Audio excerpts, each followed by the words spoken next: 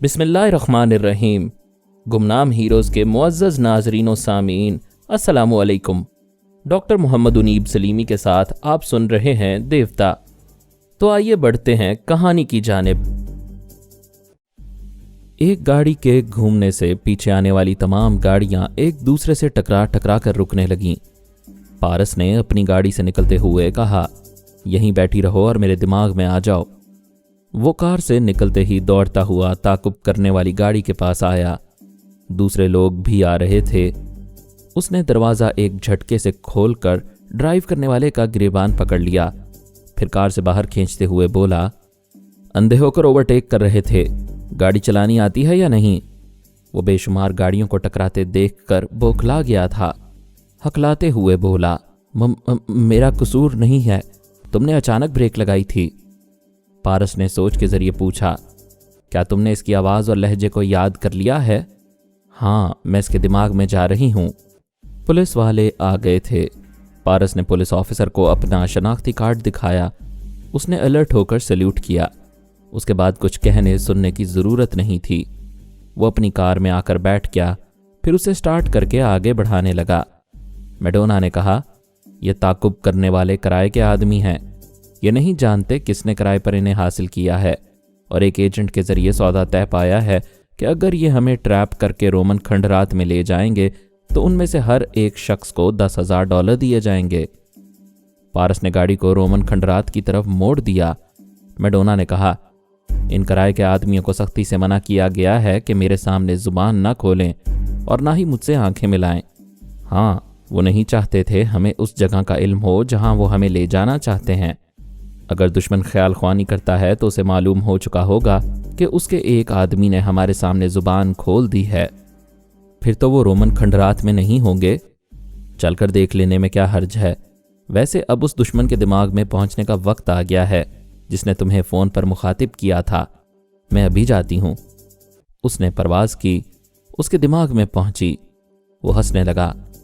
पारस का अंदाज़ा दुरुस्त था। उसने मैडोना को महसूस कर लिया था। वो हंसते हुए बोला, बड़ा इंतज़ार कराया मेरी जान। क्या पारस से चिपकने के बाद उसे छोड़ने को जी नहीं चाहता? वो खामोश रही। उसने पूछा, क्या मेरी बात का जवाब नहीं दोगी? उसने जवाब का इंतज़ार किया, फिर हंसते हुए कहा, अच्छा समझ गया, चुपचाप मेरे ख्यालात पढ़ रही हो। अफसोस, मैं तुम्हारी खामोशी बर्दाश्त नहीं करूँगा। आइंदा कुछ बोलना हो तो आना, वरना खुदा हाफिज। उसने सांस रोक ली। मैडोना दिमागी तौर पर हाजिर होकर बोली, उसका नाम जमकाटा है, सुपरमास्टर का एक खतरनाक एजेंट है। उसने मुझे तुम्हारे साथ होटल में दाखिल होते देखा था। जब डैनियल ने मुझ पर तरमीमी अमल किया था और मैं लापता हो गई थी तो सुपरमास्टर ने मेरी तस्वीरें तमाम ममालिक के एजेंट्स के पास भेज दी थीं। जमकाटा को यकीन नहीं आया था कि मैं तुम्हारे साथ हूँ। वो भी उसी होटल में था। उसने फ़ोन के ज़रिए मेरे मैडोना होने की तस्दीक की। फिर अपने कुछ आदमियों को हमारी निगरानी के लिए मुकर्रर करके हुक्म दिया कि हमें रोमन खंडरात में घेर लिया जाए। क्या सुपरमास्टर का ख्याल ख्वानी करने वाला उसके साथ नहीं है? जमकाटा ने हॉटलाइन पर सुपरमास्टर को इतला दी है कि मैं जिंदा हूं और तुम्हारे साथ हूं। ख्याल ख्वानी करने वाले को फौरन मेरे दिमाग में भेजा जाए। शायद वो ख्याल ख्वानी करने वाला कहीं मसरूफ़ है, इसीलिए अभी तक कोई मेरे दिमाग में नहीं आया है। तुम जमकाटा की ज़ाती ज़िंदगी के मुतालिक मालूम करो। उसका पता ठिकाना मालूम होना चाहिए। वो फिर जमकाटा के दिमाग में पहुंची तो वो बोला, तुम फिर खामोश रहने के लिए आई हो तो चली जाओ। उसने कहा, मैं तुम्हारे चोर ख्यालात पढ़कर यकीन करना चाहती हूँ कि तुम वाकई सुपरमास्टर के वफादार हो या नहीं। मेरी जान, तुम्हारी वफादारी को क्या हो गया है? तुमने सुपरमास्टर से राबता क्यों ख़त्म कर दिया? ये मैं तुम्हें नहीं बता सकती। सुपरमास्टर का ख्याल ख्वानी करने वाला मेरे दिमाग में आएगा तो उसे हकीकत मालूम हो जाएगी। तुम ज़्यादा ना बोलो, मुझे अपने ख्यालात पढ़कर यकीन करने दो। सॉरी, मैं तुम्हारे पास अपनी कोई कमज़ोरी छोड़ना नहीं चाहता। उसने सांस रोक ली। मैडोना ने पारस से कहा, जमकाटा 11 रॉबिन्सन स्ट्रीट में रहता है। उसकी बीवी मर चुकी है। एक 10 साला बेटा है जिसे वो जान से ज़्यादा चाहता है। क्या तुम सुपरमास्टर के ख्याल ख्वानी करने वाले के दिमाग में जा सकती हो? मैंने उसकी आवाज़ कभी नहीं सुनी और ना ही उसे देखा है। पारस ने कॉर्डलेस फ़ोन के ज़रिए एक आला अफसर से राबता कायम किया, फिर कहा, जिम काटा नामी एक शख्स 11 रॉबिन्सन स्ट्रीट में रहता है। वहाँ उसका 10 साला बेटा होगा। उसे अपने दफ्तर में ले आए। मैं थोड़ी देर के लिए उसे यरगमाल बनाना चाहता हूँ। आप फौरन ये काम करें। शुक्रिया। उसने दूसरी तरफ से कुछ बातें सुनी, फिर रिसीवर रख दिया। मैडोना ने पूछा, क्या करना चाहते हो? मैं जिस अफसर से बातें कर रहा था, तुमने उसकी आवाज़ सुनी है? मैं उसके दिमाग में जा सकती हूँ। जाओ और देखो, उस लड़के को जब अगवा किया जाए तो मुझे बता देना। वो बैठे बैठे अफसर के पास पहुंच गई। पारस ने एक जगह सड़क के किनारे गाड़ी रोक दी। आगे जाने वाली गाड़ी भी कुछ दूर जाकर रुक गई। किसी का ताकुब करने वाले पीछे रहते हैं, मगर वो आगे आगे जा रहे थे, क्योंकि मैडोना की कार खुद ही उन रास्तों पर जा रही थी जहां से गुजरकर वो रोमन खंडरात तक पहुंचना चाहते थे। उसके अचानक रुकने पर उन्हें भी रुकना पड़ गया। एक ने कहा, ये कमबख्त क्यों रुक गई है? दूसरे ने कहा, यू शट अप, हमें गूंगा बनकर रहने की ताकीद की गई है। हमें मैडोना के सामने जुबान खोलने से मना किया गया है और वो हमसे दूर है। मालूम होता है उन्हें अपनी मंजिल तक ले जाने के लिए अब जबरदस्ती करनी होगी। उन सब ने अपने अपने रिवॉल्वर्स को चेक किया, उन्हें अपनी जेब में रखा, फिर कार से बाहर आ गए। पारस की कार नीम तारीकी में थी। वो सब अपनी जेबों में हाथ डालकर मोहतात अंदाज में आ रहे थे। फिर एक ने कहा, हम सब मुसल्ला हैं, फायरिंग की हमाकत ना करना, वरना गोलियों से छलनी कर दिए जाओगे। वो धमकियां देते हुए करीब आए, फिर चौंक गए। कार खाली थी, मैडोना और पारस नहीं थे। एक ने कहा, वो फरार होना चाहते हैं मगर ज्यादा दूर नहीं गए होंगे। तुम उधर जाओ, तुम उधर, मैं सड़क के किनारे दौड़ता हुआ जाऊंगा। शायद वो किसी गाड़ी वाले से लिफ्ट लेकर भागना चाहते हों। वो तीनों उनकी तलाश में जाना चाहते थे। फिर कार स्टार्ट होने की आवाज़ सुनकर रुक गए। उनकी अपनी कार स्टार्ट होकर आगे जा रही थी और उसकी रफ्तार बढ़ती जा रही थी। वो अपनी कार के पीछे दौड़े, फिर रुक गए। पलटकर दौड़ते हुए पारस की कार के पास आए। उसके दरवाजे को खोलकर बैठ गए, लेकिन चाबी नहीं थी। कार स्टार्ट नहीं हो सकती थी। वो बाहर निकलकर फजा में घोंसे लहराते हुए गालियां देने लगे। पारस अकबनुमा आईने में देखता जा रहा था। मैडोना ने पारस की गर्दन में बाहें डालकर कहा, तुमने तो कमाल कर दिया, कमबख्तों को पैदल कर दिया। मैं तुम्हारे साथ जहानत और हाजिर दिमागी की एक नई दुनिया में पहुंच गई हूं। क्या उस लड़के को अगवा कर लिया गया है? मैं अभी मालूम करती हूं। वो गई, फिर थोड़ी देर में आकर बोली, वो लड़का ऑफिसर के घर पहुंच गया है। अब जमकाटा के पास जाओ, उसे बेटे का हवाला देकर दिमाग का दरवाज़ा खुला रखने पर मजबूर करो। फिर मालूम करो सुपरमास्टर का ख्याल ख्वानी करने वाला तुम्हारे पास क्यों नहीं आ रहा है। अगर वो आए तो जमकाटा अपने दिमाग में तुम्हारी मौजूदगी के मुतल्लिक उसे कुछ ना बताए।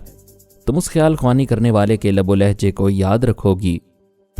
उसी वक्त मैडोना ने सांस रोक ली, फिर आहिस्ता आहिस्ता सांस लेने लगी।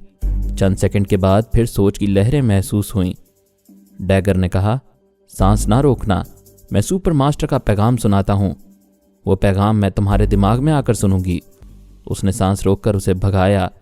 फिर पारस से कहा, अभी कोई मेरे दिमाग में आया था, सुपर मास्टर का पैगाम सुनाना चाहता था। मैंने उसे कह दिया उसके दिमाग में आकर सुनूंगी। शाबाश, तुमने दानिशमंदी का सबूत दिया है। वो मुस्कुराकर बोली, ये तुम्हारी एक दिन की सोहबत का नतीजा है। आगे आगे देखिए होता है क्या। अच्छा, अब जाओ और सुपर मास्टर की बातें सुनकर आओ। वो डैगर के दिमाग में पहुंच गई। वो नागवारी से बोला, तुम बहुत चालाक बनने की कोशिश कर रही हो। शायद तुम नहीं जानती कि ट्रांसफॉर्मर मशीन के जरिए मेरी ही टेलीपैथी की सलाहियतें तुम्हारे दिमाग में मुंतकिल की गई हैं। तुम्हें मेरा और सुपर मास्टर का एहसान नहीं भूलना चाहिए। हमारे मास्टर ने कहा है, सुबह का भूला शाम घर लौट आए तो उसे भूला नहीं कहते। तुम लौट आओ, तुम्हें पहले से ज़्यादा मान और मर्तबा मिलेगा। मुझे मान और मर्तबा, दौलत और शोहरत नहीं चाहिए।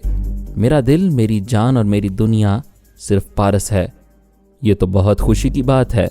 हमारा मास्टर फरहाद की मौत के बाद उसकी फैमिली के तमाम अफराद को हर तरह का तहफ़्फ़ुज़ फराहम करना चाहता है। तुम तमाम उम्र पारस के साथ रहो, हम उसे दोस्त बना कर रखेंगे और माँ को बेटों का दुश्मन बनाते रहेंगे। क्या खूब दोस्ती है। तंज ना करो। अगर पारस और अली तैमूर सिर्फ हमारे बनकर रहेंगे तो हम रसवंती के दिमाग से नफरत और दुश्मनी निकाल देंगे। जो लोग अपने दिमाग से दुश्मनी नहीं निकाल सकते वो दूसरों की भलाई क्या करेंगे। सुपरमास्टर से कहो मैं पारस को उसका दोस्त बनाऊंगी, मैं भी उसकी वफादार रहूंगी, और उसके लिए सिर्फ एक शर्त है, माँ को बेटों के पास पहुंचा दो। पहली मुलाकात में मामलात तय नहीं हो सकते। मैं सुपरमास्टर से इन मामलात का कोई मुनासिब हल मालूम करके बताऊंगा। मेरे दिमाग में आने की कभी जहमत ना करना। फ़ोन के ज़रिए इतला दोगे तो मैं तुम्हारे दिमाग में आ जाऊंगी। वो वापस आकर पारस को तमाम बातें बताने लगी। वो बोला, सुपरमास्टर अभी तजब्जुब में रहेगा। मामा और तुम टेलीपैथी जानती हो, वो किसी को छोड़ना नहीं चाहेगा। ये अंदेशा रहेगा कि तुम उसकी वफादार ना रहीं तो मास्क मैन किसी तरह तुम्हें अपने बस में कर लेगा, और अगर मामा उसके फरेब से निकल आएंगी तो हमारी पूरी फैमिली कभी उसके दबाव में नहीं रहेगी। मेरा ख्याल है वो मुझे अगवा करने की कोशिश करेगा। सही ख्याल है, इन हालात में वो यही करेगा। तुम जिमकाटा के पास जाओ और वार्निंग दो कि उसके किसी आदमी ने आइंदा हमारा पीछा किया या उसने हमारे खिलाफ कोई कदम उठाया तो दूसरी बार उसका बेटा अगवा होने के बाद नहीं मिलेगा। वो जिमकाटा के पास जाकर बोली, हेलो, तुम्हारा एक डैगर मेरे पास आया था। उसने हैरानी से पूछा, क्या डैगर ने अपना नाम बताया है? क्या तुमने अपना नाम बताया था? दिमाग में ज़रा सी देर के लिए जगह मिल जाए तो अंदर की बहुत सी छुपी हुई बातें मालूम हो जाती हैं। सुपरमास्टर के पास एक नहीं 2 ख्याल ख्वानी करने वाले हैं, और वो डैगर एंड डैगर कहलाते हैं। 2 नहीं 3 कहो। क्या तुम हमारे मास्टर की वफादार नहीं रहोगी? ये मेरा और उसका मामला है। तुम्हें समझाने आई हूं कि आइंदा तुम्हारा कोई आदमी मेरा ताकुब ना करे। वो हंसते हुए बोला, तुम समझा रही हो या वार्निंग दे रही हो, अभी तुम्हें मालूम हो जाएगा। ज़रा फ़ोन पर अपने बेटे से बात करो। वो परेशान होकर बोला, तुम कहना क्या चाहती हो? कुछ ना पूछो, फ़ोन करो। उसने फ़ौरन रिसीवर उठाकर नंबर डायल किया। दूसरी तरफ घंटी बजती रही। बेटे ने फ़ोन नहीं उठाया। वो गुस्से से धाड़ते हुए बोला, मैडोना, मेरा बेटा कहाँ है? जल्दी बताओ वरना मैं मौत बनकर तुम्हें फना कर दूंगा। क्या मेरे फना होने से बेटा मिल जाएगा? उसने तिलमिलाकर पूछा, तुम क्या चाहती हो? तुम्हें अपने मामले में शरीफ आदमी देखना चाहती हूँ। तुम सुपरमास्टर के लिए मेरे खिलाफ कोई काम नहीं करोगे। नहीं करूँगा। मेरा बेटा कहाँ है? सुपरमास्टर तुमसे मायूस होकर जिसे हमारे पीछे लगाएगा, तुम उसका नाम और पता बताओगे। वो धाड़ते हुए बोला, बताऊंगा बताऊंगा। मेरा बेटा कहाँ है? 1 मिनट, अभी बताती हूँ। वो पारस से बोली, जिमकाटा मेरी बातें मान रहा है, अफसर से कह दो उसके बेटे को वापस कर दिया जाए। पारस ने एक टेलीफोन बूथ के पास गाड़ी रोकी। क्योंकि दुश्मनों की कार में कॉर्डलेस फ़ोन नहीं था, उसने अफसर से बात की। अफसर ने कहा, एक सिपाही अभी लड़के को घर पहुंचाने जा रहा है। वो रिसीवर रखकर बूथ से बाहर आया। कार में बैठकर उसे स्टार्ट करते हुए बोला, अफसर या लड़के के दिमाग में जाकर देखो। वो लड़के के पास आई, फिर उसके बाप के पास पहुंचकर बोली, तुम्हारा बेटा घर पहुंच रहा है, जाकर देख लो। वो फौरन ही उठकर होटल से बाहर आया, फिर अपनी कार में बैठकर घर की तरफ जाने लगा। जब लड़का खैरियत से घर पहुंच गया तो वो दिमागी तौर पर हाजिर हो गई। इत्मीनान की सांस लेते हुए बोली, अब हमारा कोई ताकुब नहीं करेगा। ये तुम्हारा ख्याल है। दुश्मनों को हमसे बेहद मोहब्बत है, वो पीछा छोड़ना नहीं चाहते। मैडोना ने घूम कर पीछे देखा। कितनी ही गाड़ियां आती जाती दिखाई दे रही थीं। पारस बोला, एक बार देखने से समझ नहीं आएगी, बार बार सर घुमाओगी तो गर्दन दुखने लगेगी। अकबनुमा आईने में देखो, हर गाड़ी थोड़ी देर में इधर उधर चली जाती है, सिर्फ एक सफ़ेद कार हमारे पीछे रह जाती है। क्या उन कार वालों को भी चक्कर दोगे? नहीं, तुम बार बार करीब आकर मौसम बदल रही हो, लिहाजा कॉटेज चल रहे हैं। वो ज़रा शर्माई, ज़रा मुस्कुराई, फिर बोली, और ये दुश्मन? इनका इंतज़ाम हो जाएगा। ये जिमकाटा बाज नहीं आ रहा है। नहीं मैडोना, अभी वो बेटे को गले लगाकर चूम रहा है। अब हमसे दुश्मनी की जुर्रत नहीं करेगा। ये कोई और ही है जो हमारा पीछा कर रहा है। मास्क मैन के आदमी होंगे, यहूदी तंजीम के अफराद भी हो सकते हैं। उसने कॉटेज के सामने गाड़ी रोक दी। पीछे वाली सफ़ेद गाड़ी उनके करीब से गुजरकर आगे चली गई और झील से दूर जाने वाली सड़क पर मुड़ गई। वो मैडोना के साथ कॉटेज में आया, दरवाजे को अंदर से बंद किया, रिसीवर उठाकर नंबर डायल किया। राबता कायम होने के बाद बोला, मैं कॉटेज में हूँ। सर, मैंने अभी आपको एक लड़की के साथ देखा है। तुमने वो सफ़ेद रंग की कार भी देखी होगी? जी हाँ, अभी आपकी गाड़ी के करीब से गुजर कर गई है। दुश्मन मेरी रिहाइश गाह देख कर गए हैं, वो किसी वक्त भी वापस आ सकते हैं। आप इत्मीनान से सो जाएं, जो आएगा उसे हम देख लेंगे। मैं दुश्मनों की कार ले आया हूं। मेरी कार ब्लू स्ट्रीट में सड़क के किनारे खड़ी होगी। समझ गया सर, हमारा एक आदमी ये कार वहां छोड़कर आपकी कार ले आएगा। शुक्रिया, मैं अब आराम कर रहा हूं। उसने रिसीवर रख दिया। मैडोना लिबास तब्दील करने गई थी, वो भी लिबास बदलने लगा। फिर उसने हीटर को ऑन किया। सर्दी शबाब पर थी। शबाब की हरारत के बावजूद कमरे को गर्म रखना ज़रूरी था। उसने रिकॉर्डर में एक कैसेट लगाकर ऑन किया। फिर कॉटेज के मुख्तलिफ हिस्सों में जाकर तमाम बत्तियां बुझा दीं। अपने कमरे में हल्की ख्वाबावर रोशनी रहने दी। मैडोना बाथरूम से बारीक कपड़े पहन कर आई। कुछ देर पारस के साथ रक्स करने के बाद पारस ने उसे दोनों बाजुओं में उठा लिया।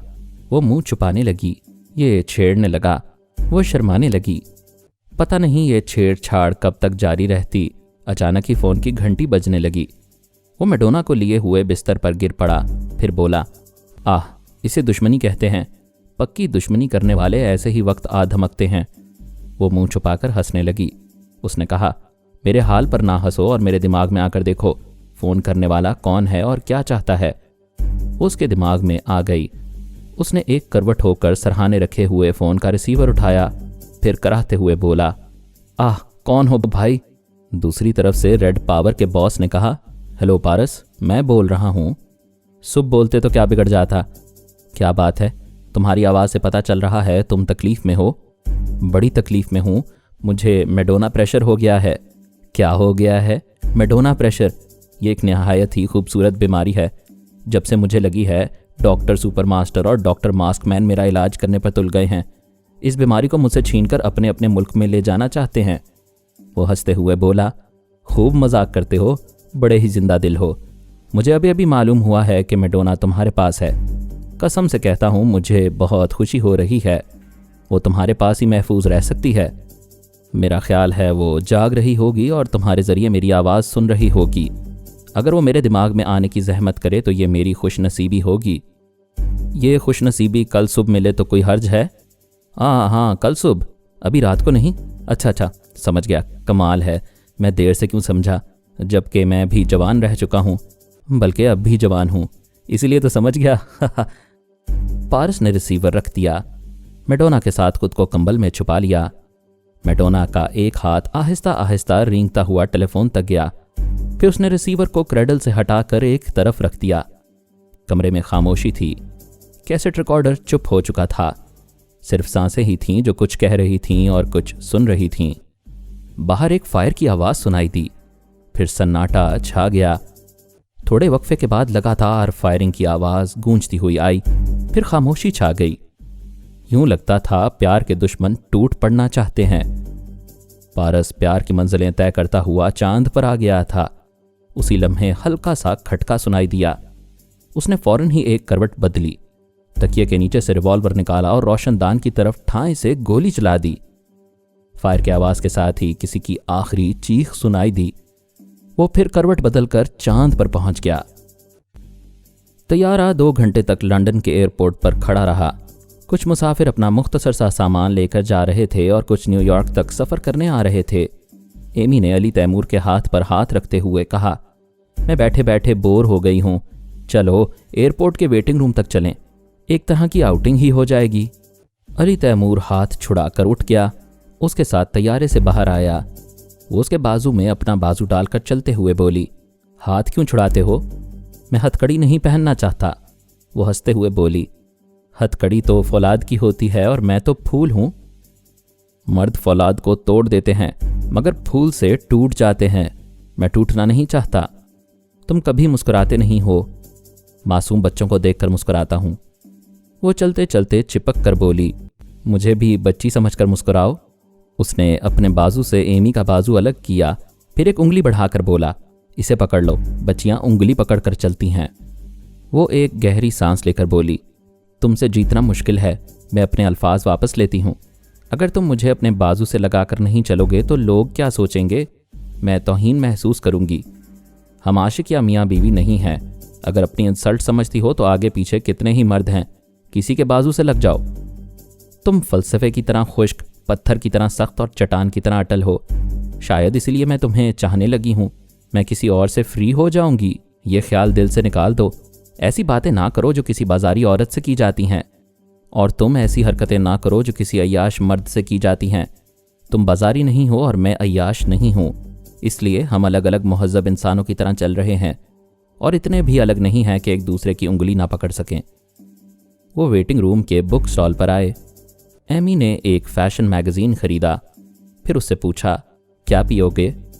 तुमने प्रवास के दौरान देखा है मैंने कुछ नहीं पिया, चाय भी नहीं पी, सिर्फ रात का खाना खाया। ताज्जुब है तुम चाय भी नहीं पीते। कभी ज़रूरत महसूस करता हूँ तो पी लेता हूँ। बाय द वे, तुम मुझ में इतनी दिलचस्पी क्यों ले रही हो? क्या तुम अभी तक मुझ पर शुबा कर रहे हो?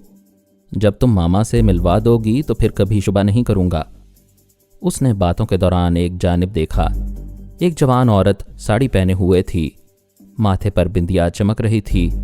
यूरोप में हिंदुस्तानी लिबास बहुत सी निगाहों का मरकज़ बन जाता है, इसलिए अली तैमूर की निगाह उस पर गई थी। उसके साथ एक मर्द बेहतरीन सूट में था। वो एक अंग्रेज से बातें कर रहे थे। एमी ने भी देखा, फिर चौंक कर बोली, अरे ये तो वही हैं। अली ने पूछा, कौन है ये? कनौर रंजीत सिंह और उसकी धर्मपत्नी लाजवंती। ये तुम्हारी मामा के भाई और भावज बने हुए हैं। चलो अच्छा हुआ ये यहीं मिल गए। इंशाअल्लाह सही सलामत न्यूयॉर्क पहुंचेंगे।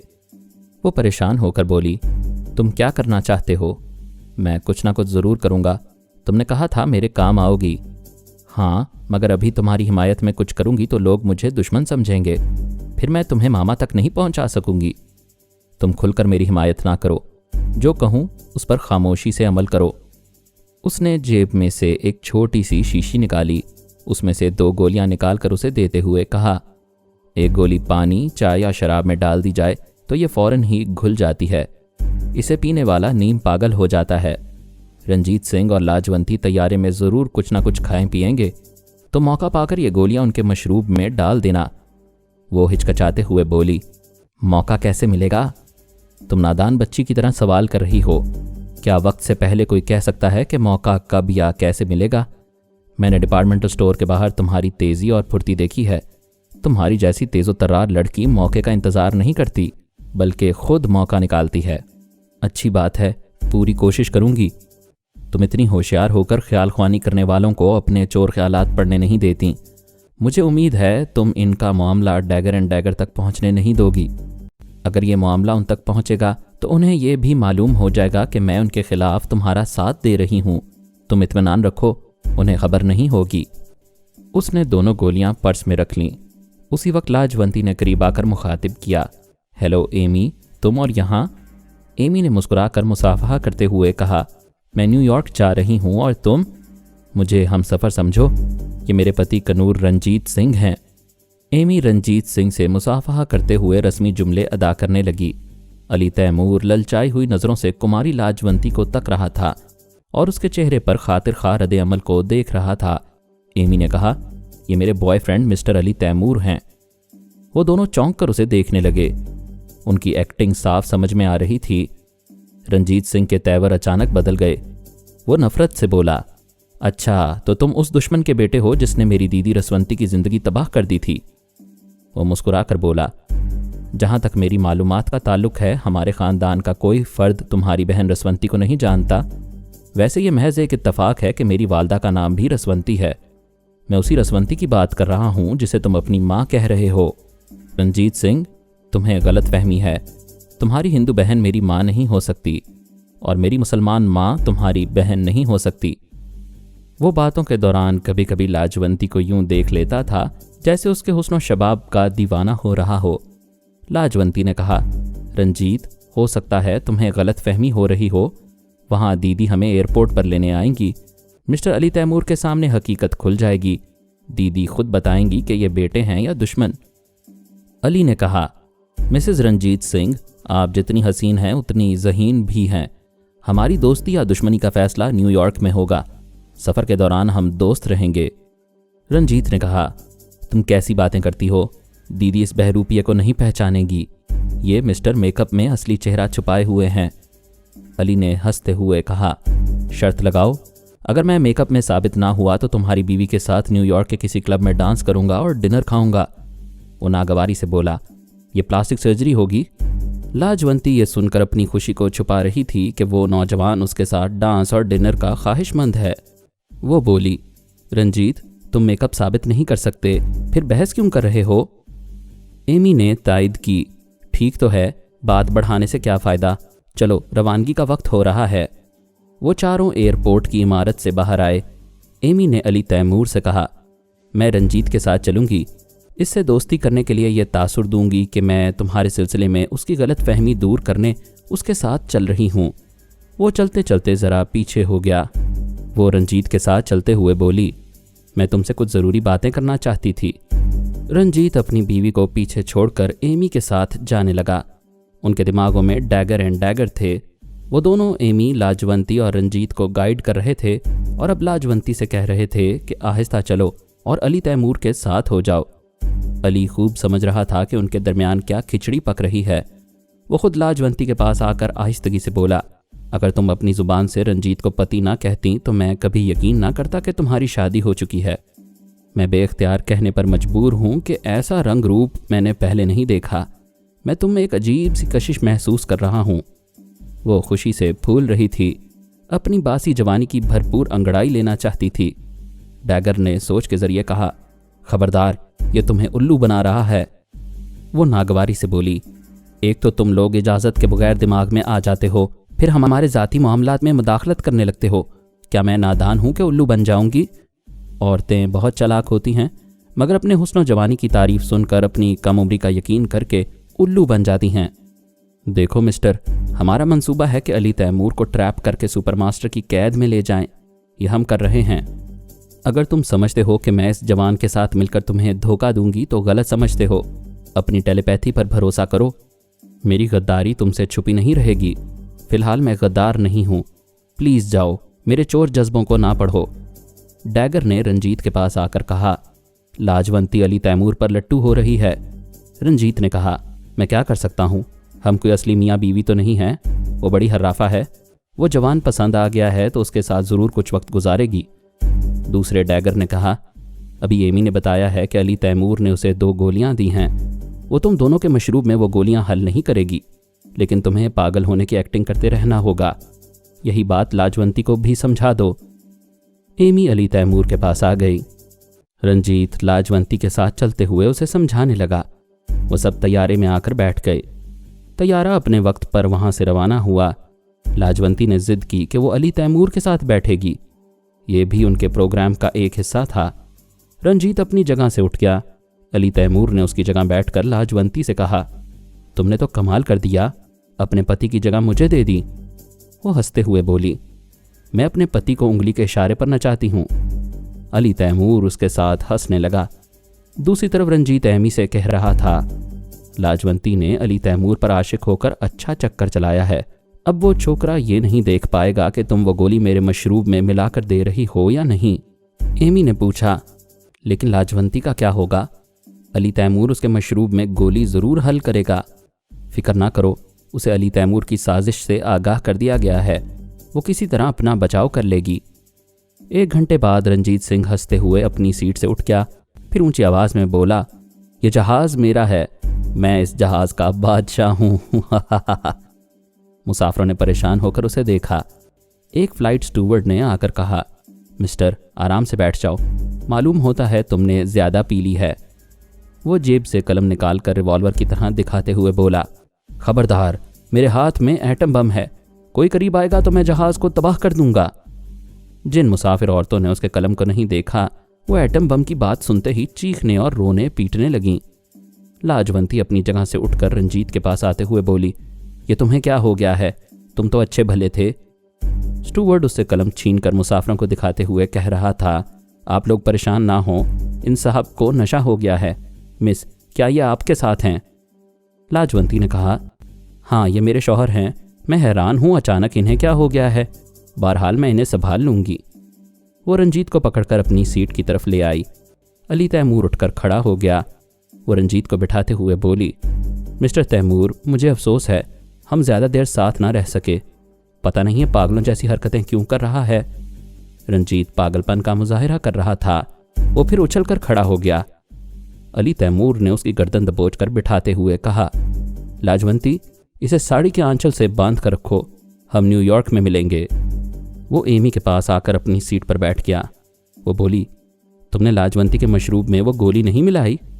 वो कमबख्त ना कुछ खाती है ना पीती है, खुद को ब्राह्मण कहती है। जो ज़ात के ब्राह्मण होते हैं वो बाहर का खाना नहीं खाते, पानी भी नहीं पीते। लंबा सफ़र हो तो घर का दाना पानी लेकर चलते हैं। वैसे भी एक ही का पागल हो जाना काफ़ी है। मज़ीद अक़सात सुनने के लिए हमारे चैनल का सब्सक्राइबर बने और साथ ही बेल आइकन को क्लिक करें ताकि आपको हर आने वाली नई वीडियो की नोटिफिकेशन मिलती रहे। हमारी वीडियोस को लाइक और शेयर करें और हमें अपनी दुआओं में याद रखिएगा। ISI और पाक आर्मी जिंदाबाद, पाकिस्तान पाइंदाबाद। हम फिर मिलेंगे इंशाअल्लाह एक नई किस्त के साथ। तब तक के लिए अल्लाह हाफिज।